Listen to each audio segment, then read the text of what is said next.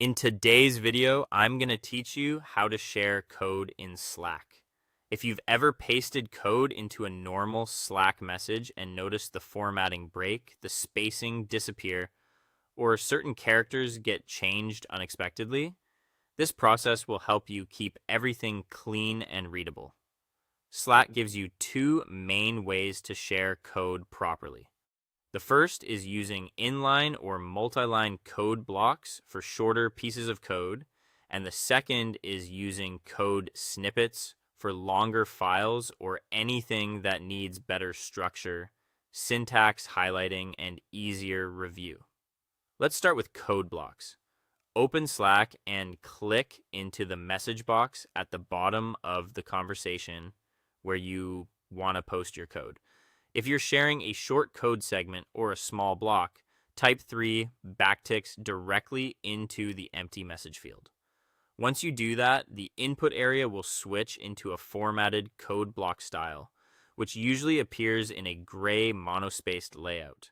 That visual change is helpful because it confirms Slack is treating your text as code instead of regular chat. Now paste or type your code inside that block. This keeps indentation and special characters much more readable.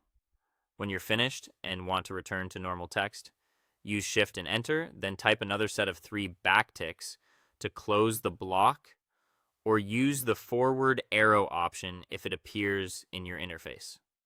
When everything looks correct, press Enter to send the message. For very small pieces of code inside a sentence, you can also wrap the text with a single backtick to create inline code formatting.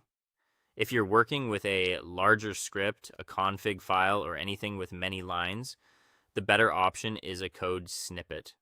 Go to the conversation where you want to share the code and look just below the message field for the toolbar. Click the plus button to open the attachment or creation menu. From there, choose Code Snippet. This opens a separate editor window designed specifically for sharing code more clearly. At the top of that window, enter a descriptive file name so people immediately understand what they're looking at.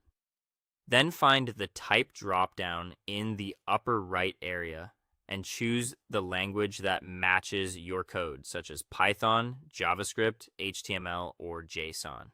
Selecting the correct type helps Slack apply syntax highlighting, which makes the code easier to scan and review.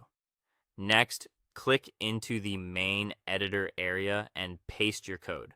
Take a quick moment to check the formatting before you post it, especially if spacing matters. When you're ready, click the green Share button in the bottom right corner.